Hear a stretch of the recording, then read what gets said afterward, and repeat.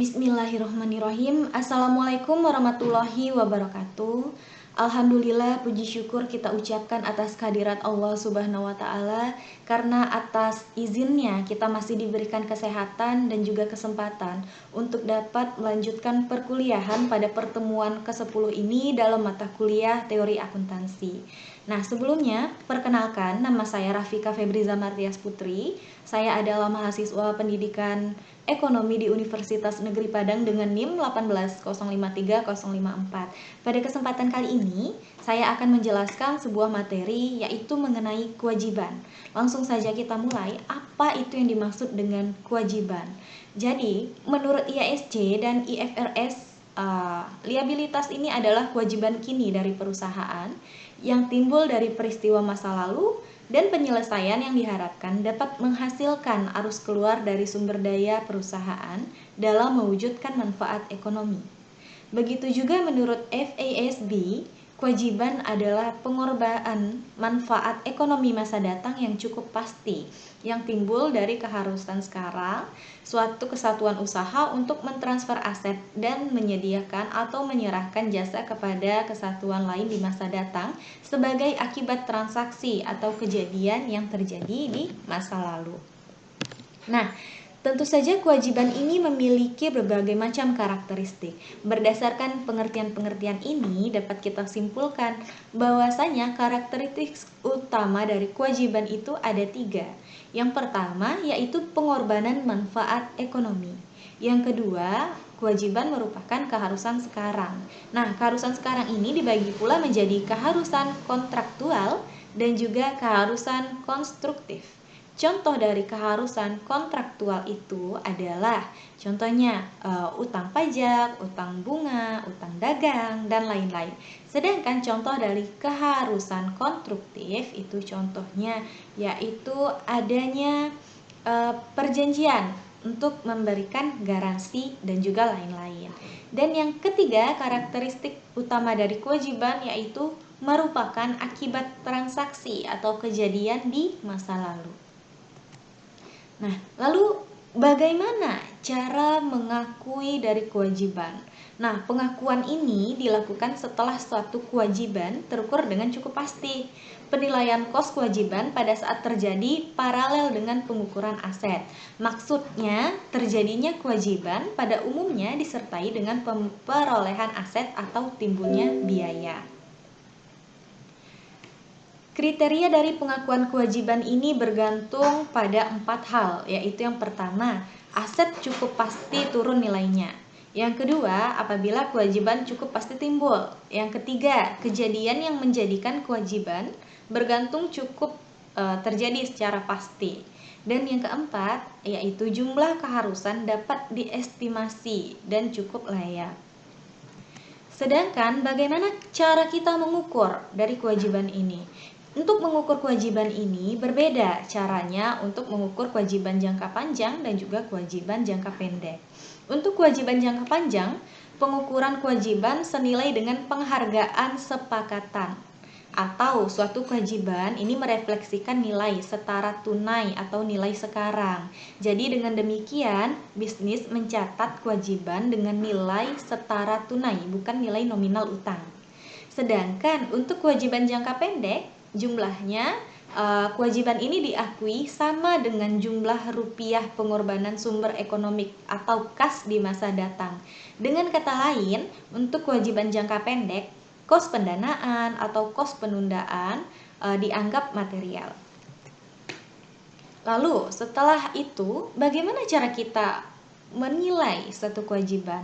Jadi penilaian ini merupakan sesuatu yang dapat kita lakukan dengan cara menentukan jumlah rupiah yang harus dikorbankan seandainya pada saat tersebut kewajiban harus dilunasi. Nah, itu perbedaan dari penilaian. Ada berbagai macam atribut dalam penilaian. Menurut FASB ada 3, yaitu yang pertama, penilaian berdasarkan harga pasar sekarang, berdasarkan nilai pelunasan neto, dan juga penilaian berdasarkan nilai diskunan alias aliran kas masa depan atau masa yang datang. Contoh dari pos-pos yang berpaut dengan cara penilaian harga pasar sekarang itu biasanya adalah menggunakan kewajiban penerbitan opsi sebelum jangka habis opsi dan beberapa kewajiban perdagangan efek. Sedangkan untuk penilaian pelunasan neto itu biasanya digunakan untuk utang usaha, utang garansi, dan utang wesel jangka pendek. Untuk nilai diskunan aliran kas masa datang itu biasanya digunakan untuk penilaian utang obligasi dan utang wesel jangka panjang. Lalu, bagaimana pelunasan kewajiban?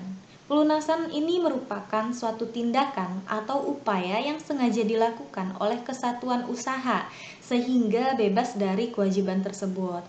Nah, pelunasan kewajiban ini dapat dilakukan dengan cara menghapus, meniadakan, dan melenyapkannya secara langsung. Sedangkan menurut FASB menentukan kriteria lenyapnya satu kewajiban itu ada 3, yaitu yang pertama apabila debitor membayar atau melunasi, kreditor dan bebas dari semua keharusan yang berkaitan dengan utang.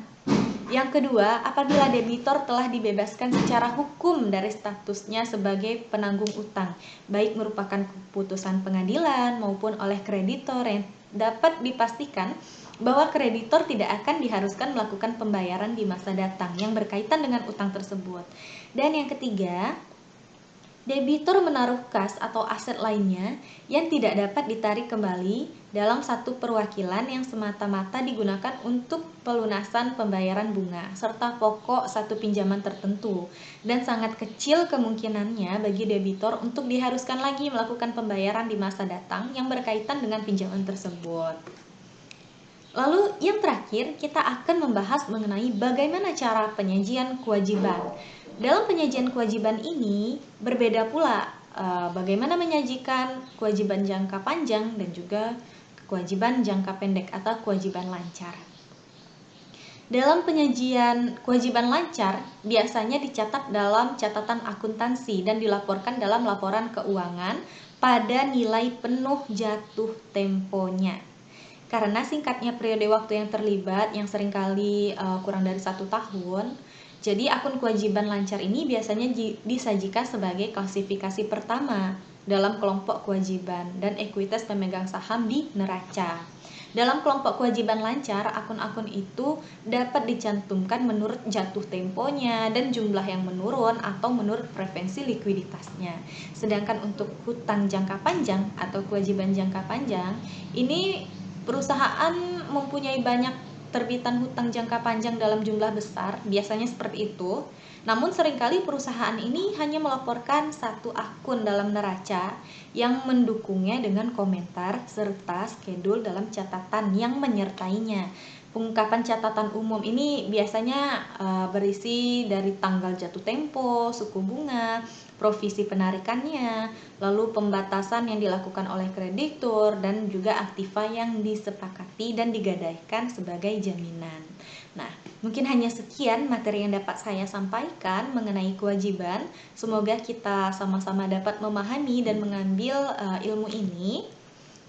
Terima kasih atas segala perhatian. Mohon maaf apabila masih banyak kekurangan dan juga kesalahan. Saya sudahi dengan wabillahi taufik walhidayah. Wassalamualaikum warahmatullahi wabarakatuh.